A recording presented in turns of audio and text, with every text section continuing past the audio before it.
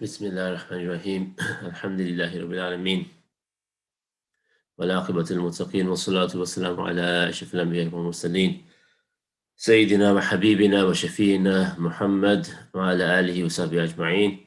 اللهم لا علم إلا ما علمتنا إنك أنت العليم الحكيم. اللهم صل وسلم وبارك على سيدنا محمد الفاتح لما أغلق والخاتم لما سبق ناصر الحق بالحق والهادي إلى صراطك المستقيم وعلى آله وصحبه حق قدره ومقداره العظيم. Alhamdulillah. Okay, so we were looking yesterday at some of the intentions that we should have.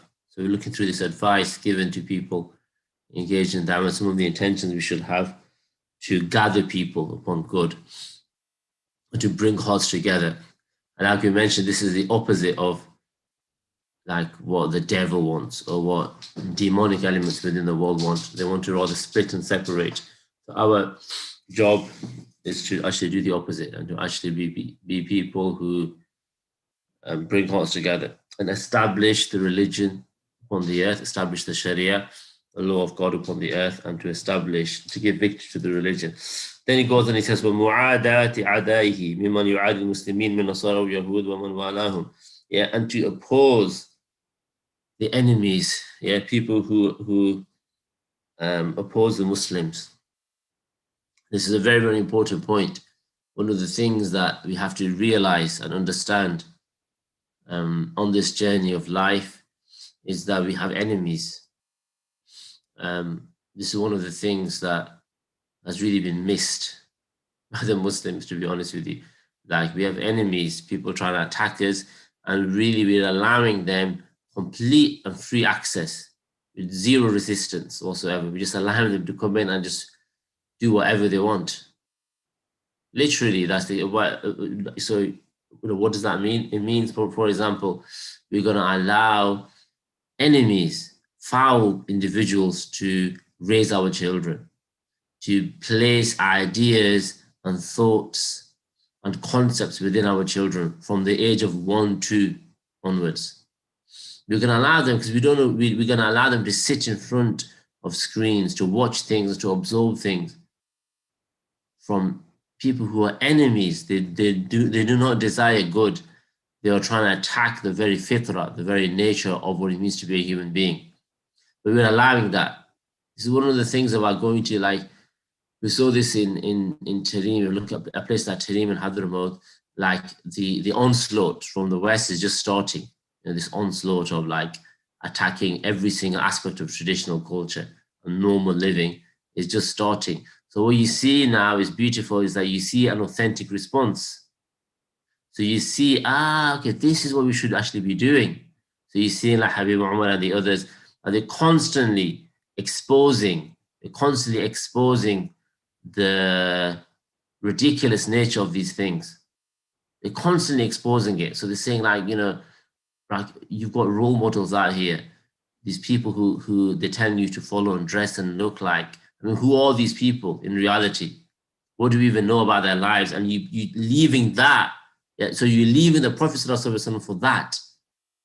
Because that's what people are doing. Like, we don't even think about it at that level anymore. The way we're acting and behaving, the things that we're doing within our lives, there is a choice. We could follow the prophetic way. We're choosing to leave that way behind to follow this other way. Because we have these enemies and we just allow them open access. There's no resistance. You look back, look at the 19th century, over 100 years ago, the concept of feminism. Yeah, this concept of feminism was introduced into the Muslim world and it wreaked havoc. Look at what happened in Egypt and these places. You know, this idea of women should be liberated and free. Even though in Islam, they were already liberated and free. They were already well educated. They were already in positions of leadership and power. They were already in a much better position. So this false idea comes in that really destroys the very fabric of society. Yeah, from where? From enemies. So we have these enemies are coming with idea after idea. Now they're spending millions, billions of pounds on movies, which are just pure propaganda. They're set up just to be able to manipulate. But again, I mean, what's the alternative for Muslim youth or for any of us? I forget about the youth, just the Muslims in general. Yeah, that we need to give an alternative dialogue, yeah, an alternative like message, and alternative forms of entertainment and engagement, yeah, that counter this. But at the moment, literally, we're just lying down and just saying, yeah, you know, do your worst, because we're allowing people who are all they desire is harm for not just for the Muslims, for humanity. And we're allowing them, just because this society that we live in now has decided to do that, doesn't mean we have to make the same choice. Just because they've allowed, you know, like, what's that film called? Is it The Good Life or something like this? Is an old film. The name escapes me, like black and white from the 20s and 30s. It's a film where, you know, like it talks about a world where things go wrong. Yeah. And what happens in this film is that like the bankers win. You know, the bankers, big business, and you know, the banks, they actually win. And then so it's, you know, it's talking about this imaginary world where it all goes wrong. The bankers come in, they win, and they take over. That's what's happened. That's literally what's happened, is forces of evil have come in and they've just taken over. And now they're dictating to us. They're telling us how you have to work at 9 to 5. Yeah. You have to put your children into school. Yeah. You both, mother and father, have to go out and work and just leave your children in daycare, leave them to whoever really. Muslim or non-Muslim alike, we don't really care, just leave them, abandon them, because we need to keep the economic system alive. Otherwise, what's going to happen? Well, what is going to happen? You know, you're not going to be able to have your lifestyle in the suburbs or whatever it might be, you know, whatever spin is being put on it. Yeah, so this is unfortunate. We have enemies. We have to recognize, like, you know, like the beginning of it is at least understand you have enemies. And then how do I deal with them? Right now, we're not even aware that we have enemies. We're not even aware that these people are actually destroying our humanity. And like we've mentioned before, they don't do it to themselves. Yeah, these guys who are creating these technologies, they don't do it to them. Just think about that. Again, we just need to just think intellectually. Like, you have technology now that destroys children.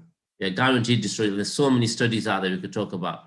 Yeah, that show, there's thousands of studies that have been done that show that the deleterious impact, the negative impact that these technologies have on children, and that these, for example, these games, all these different things, and there's a multitude of stuff out there now. So, you know, we know this, but even if let's just ignore all the studies, ignore all the, you know, thousands of pages of evidence, just look at these people who made these things, these people who made these technologies. They know the damage better than anyone else.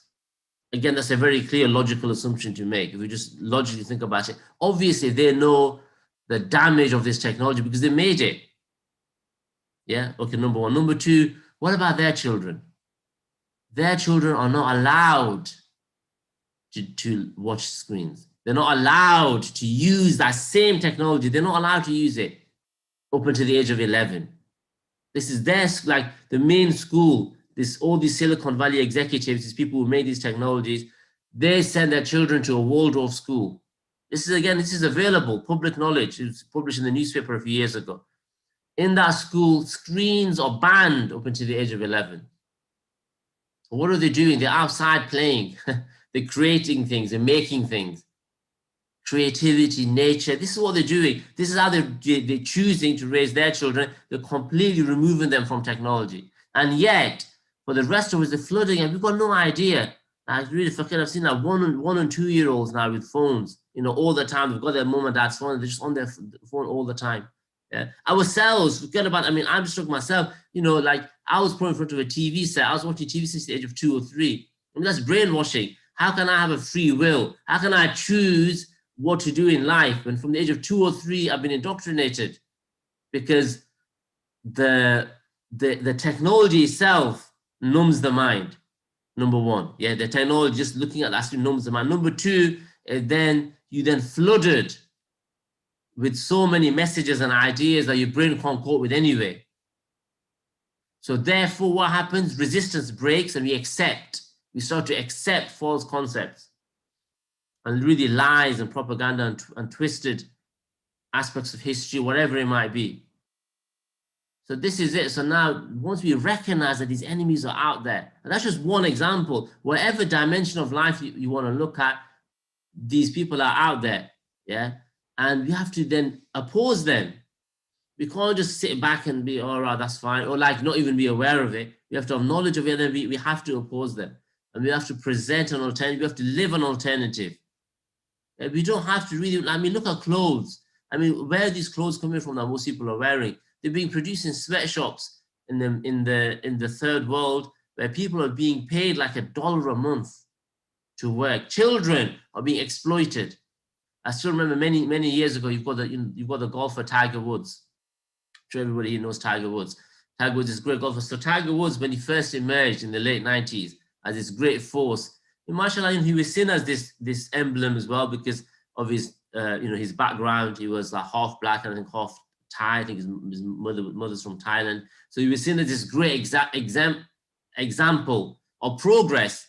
Like golf is a sport where everyone's basically white and middle class. And now you've got a new force, and he's number one. He's the best. So I remember one of his really sort of very early interviews. He did an interview, and he was like, it was like a celebration. Every question in the interview was like, rah, rah, rah, isn't Tiger Woods amazing? Yeah, and he was amazing. He was a new figure, and he was, like leading the way. But then there was one question in that interview that's just forgotten. What was the question? Someone, an intelligent journalist, a journalist with humanity, yeah, a journalist with a conscience, asks him a question. He says, so you're being sponsored by Nike, they pay you 50 million. Did you know, oh Tiger, yeah, Tiger, yeah, did you know that children are being exploited, lives are being destroyed, yeah, children are being exploited in order for you to triumph financially, in order that these guys who are sponsoring you, they destroy lives and families, and they're exploiting people just to make more profit. And what's his response? There's no response. He doesn't even, okay, I didn't even know about this. Yeah, I didn't even know about this. This is what I mean. So we're just asleep, really. Like the enemies that are there, they're doing their stuff and we're not even aware of it. Like, why are we wearing Nike clothes as an example? Why do we wear Adidas? Why do we make our own clothes? Why do we send our children to school so they can learn kufr? The purpose of the school is kufr. That's the purpose. Now, if the school fails to turn your child into a kafir, they just failed. They failed in their objective, which is kufr. But you're allowing that. Imam Malik, Anwar, he said, I didn't sit with a teacher. I did not sit with a teacher until I heard Muhammad, the name Muhammad mentioned in the presence of that teacher. And I want to see the reaction. How is he going to react when he hears the name Muhammad? If he reacts,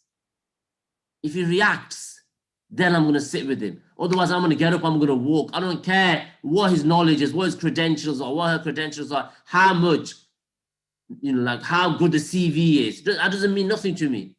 Now, when we send our children into nursery or send them into school, reception, do we ask them, what's your opinion on Muhammad? Do we wait for the reaction? Do we see if they're people who are truly attached to the prophetic way? And then we give our children our precious jewels. They're this great trust that Allah has given us. They're not even ours, they're a trust Allah has given us. Then we hand them over to these. Is that what we do? Yeah, so really the whole thing, there's enemies out there. We're not even aware of the fact that we're even in a battle. How can you win a battle that you don't even know you're part of? And we can go on mortgages. Yeah, the idea of like, again, the vast majority of people in Europe, they rent. Yeah, they rent. Why do people need to get a mortgage? It's all, and we could just got that every single time. Food. Look at the way food's being attacked. Yeah, our food's being poisoned. We're not being even able to get proper authentic food anymore unless we grow it ourselves. Yeah, the economic system on every level, there's enemies, and it's our job to oppose these enemies. Yeah, it really is our job to oppose, to be aware of them and to oppose them. So there's a massive need here. There's a massive need for us to establish social gatherings, yeah, as an alternative, yeah, to whatever's out there. Yeah, there's a need for us to establish our own banks, our own systems, to have our own food, yeah, to, raise our own children the way we want to raise our children, educate them the way we want to educate them, to educate ourselves and edify ourselves the way we need to, etc., etc. Many, many, many different dimensions. So it's recognizing this. Remember, يعاد المسلمين من نصارى ويهود ومن والاهم, from the Jews and the Christians and those who follow them, those who are close to them. فنكون حربا سبحان لمن حارب وسلما لمن سالم. Yeah, that we oppose, we declare war against those who fight us, and we are peaceful with those who are peaceful to us. That we recognize that there's people, like, for example, if you walk around, you're going to see like an obscene image. I mean, why are you going to be happy with that?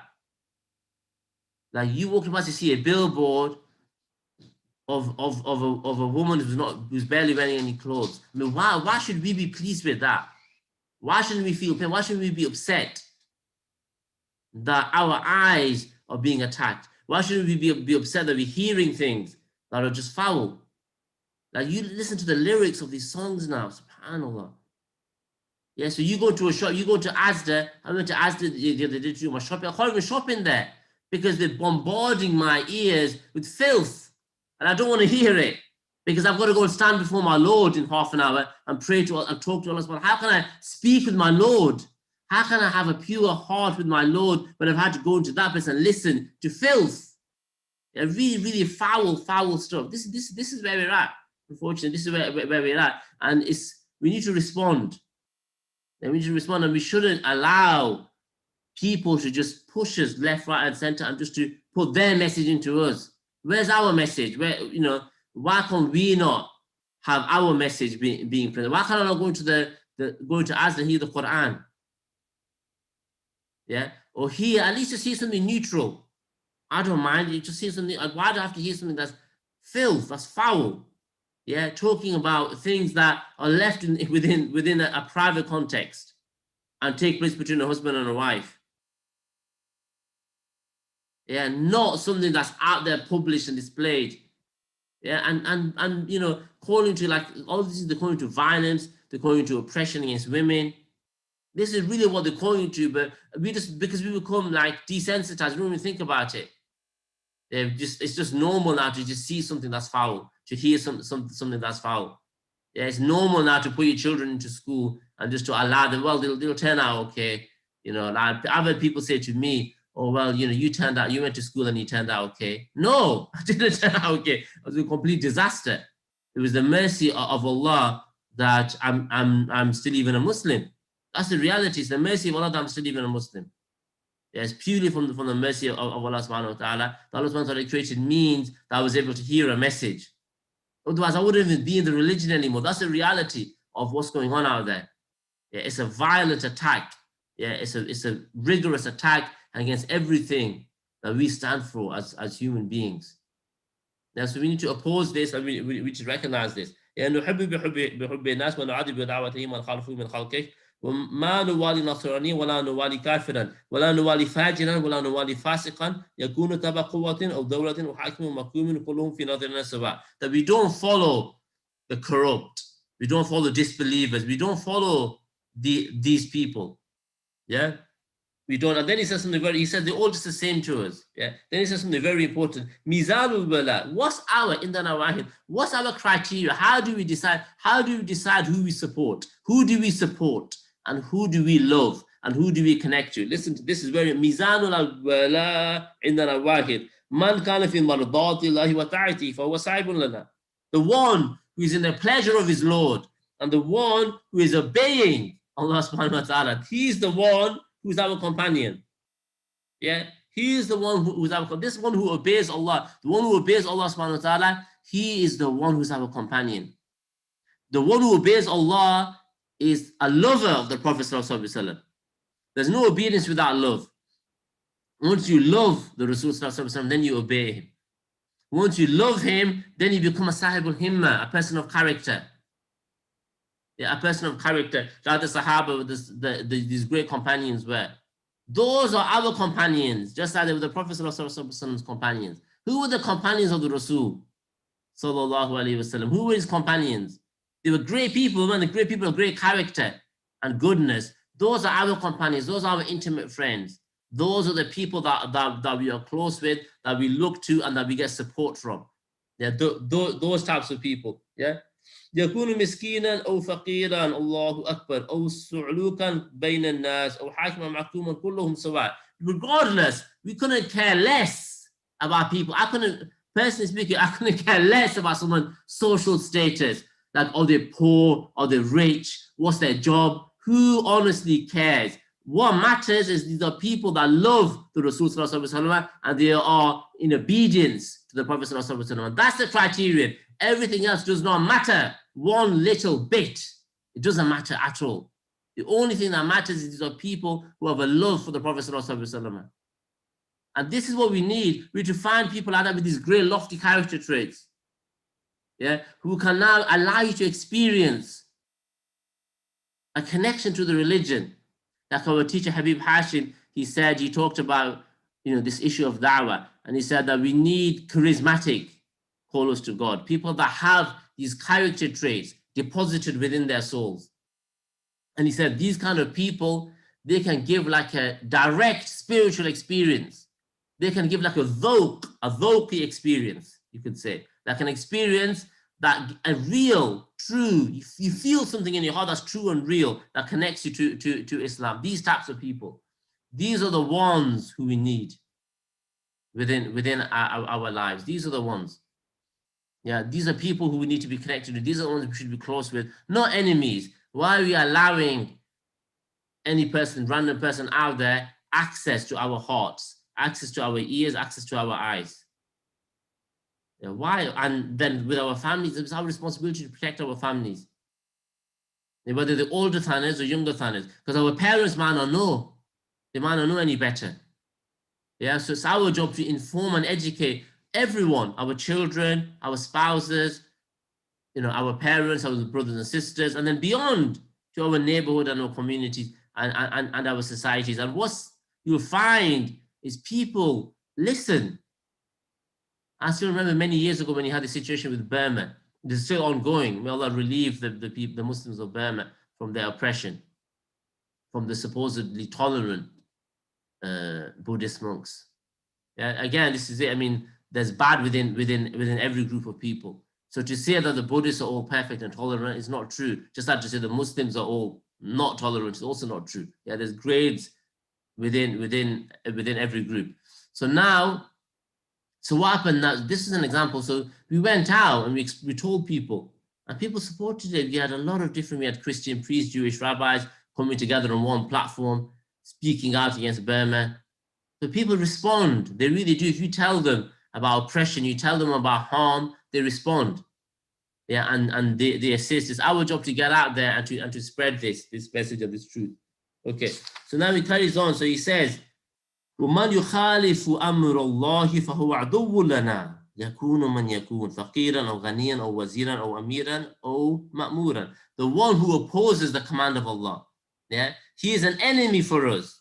Khalas. Whoever he is, whether it's a poor person, a rich person, a minister, a leader, or the one being called kulluhum sawa, yeah. Like we don't. It's the same thing as the criterion. Has nothing to do with social status or where they are in the world. That's nothing to do with it. Our criterion, our balance, our scale is obedience to Allah or disobedience to Allah. Khalas. That's it. If someone obeys Allah, mashallah. If someone doesn't obey Allah, yeah, it's as simple as that. تصادفون منهم دعوات فلا تستجيبوا لها تزين لكم أنكم بالمظهر تخدمون الدين وأنكم بتقدم على الغير تحافظون على الشريعة فلا يستجيبوا لها كذابة. So he's talking about people who pretend, because as for those who pretend to serve the religion, but they don't respond to them, they're liars. قولوا لها معنا دعوة من الصادق المصدوق تخالف دعوتكم فلا نقبل ما دعوتمونا إليه ونرد دعوة الحبيب رحمة صلى الله عليه وسلم اقطعوا عنكم واقبلوا دعوة النبي وحده واعملوا بها الله أكبر. He's saying that our call is a call of the messenger صلى الله عليه وسلم. We respond to that call. Yeah, we respond to that call, and any other call we're not interested in. Because the Prophet ﷺ, his way is perfect. And it's the most advanced and the most precise and the most refined of ways.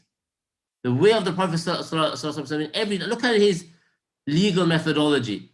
You know, like the legal system of Islam is immensely intricate and complex, such that it's so sophisticated, it can deal with every situation, any time and any place. Yeah, it's based on that. You look at the advanced nature of the Prophet ﷺ's attitudes and his approach towards non-Muslim minorities. Within Medina Munawwara at the time, he gave them more freedom than anyone in the world today. He gave the Jews and the Christians more freedom. He allowed them to have their own courts. He allowed them to have their own school system. He allowed them to have their own independence in the marketplace economically. He gave them more freedom than anyone has ever given up to this day. This is a historical fact. Go and ask non-Muslim historians, and they'll tell you about the Medinan constitution. Yeah, they'll tell you, the Christians and the Jews and atheists, they'll tell you openly that this was advancement. You look at his attitude towards women, like we mentioned, women's education at the time of the Prophet ﷺ was far superior to now, far superior.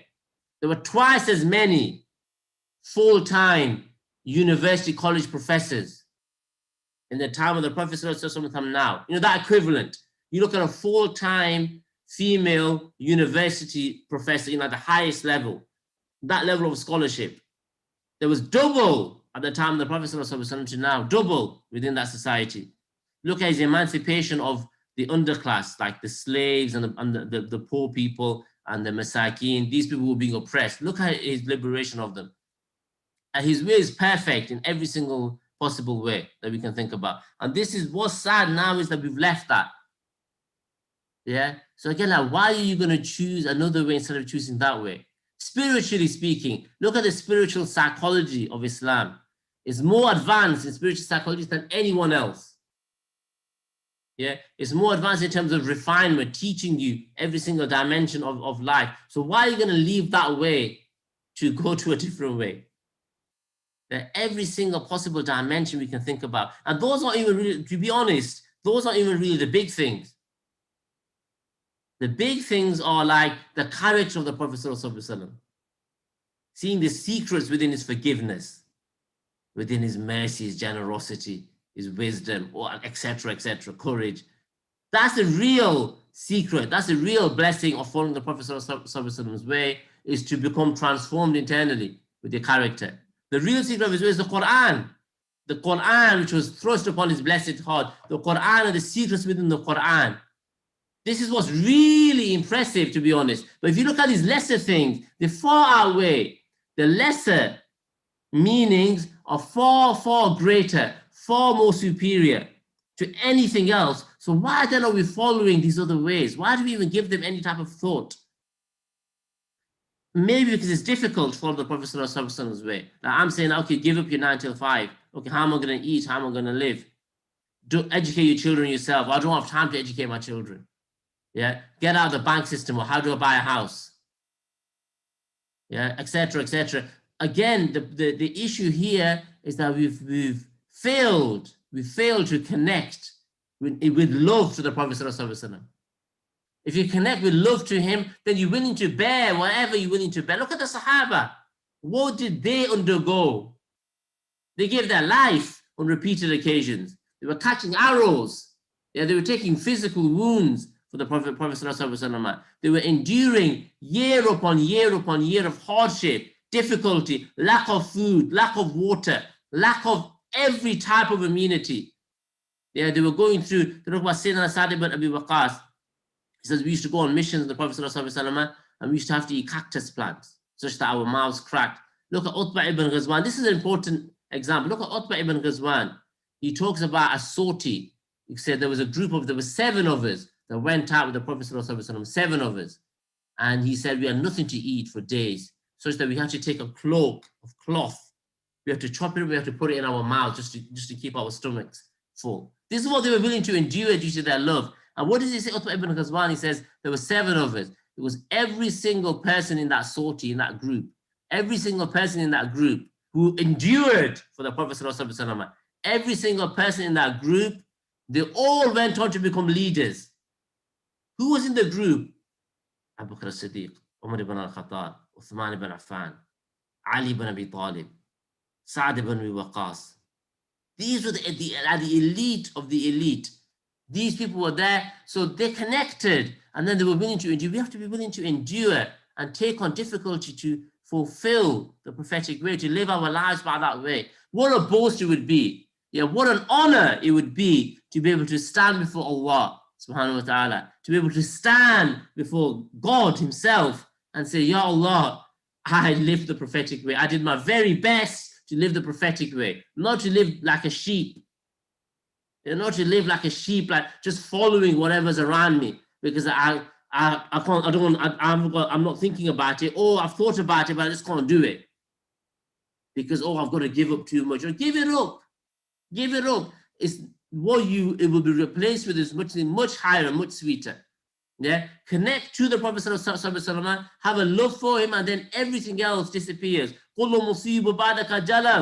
woman whose father has died, whose son has died. Yeah, 4 of her members of her father's son, her husband's died. And she says, how is the messenger of Allah ﷺ? Take me to him. It's not enough to hear that he's okay. I want to see him.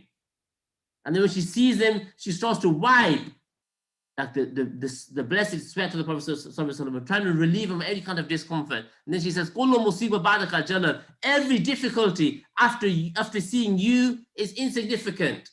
I couldn't care less because I've seen you. And they say, the ulama say that what she's saying is, for me to see one drop of sweat coming from you, like for me to see that is more painful to my heart than for my husband to die, for my son to die, for my father to die. It's more painful for me. So what now? What kind of pain do we cause to the heart of the Rasul that we're unaware of? And what about if you can bring pleasure to his blessed heart? We can bring pleasure to his heart through following his way and just letting go of all of this. Just let go of it all and follow a way that brings pleasure to the heart of the Rasul. The only barrier stopping is our own selves. And the only barrier is a lack of understanding, a lack of love for the Prophet. If you have love for him, he would be willing in an instant, like the Sahaba did, the companions. We have historical examples throughout history who gave it all up. Yeah, so it's there for us for the taking. It's upon us to connect to that message. Inshallah, we ask Allah for tawfiq. If there's any questions, inshallah, we can take questions through the chat, or people can ask orally as well, inshallah.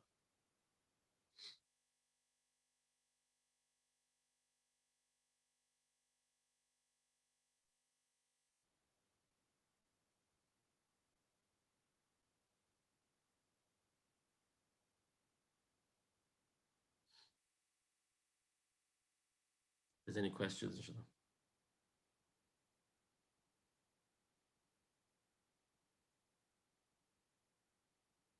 Okay, jazakumullah khair, inshallah. Wa sallallahu ta'ala ala sayyidina wa habibina Muhammad wa ala alihi wa sahbihi, alhamdulillahi rabbil alamin.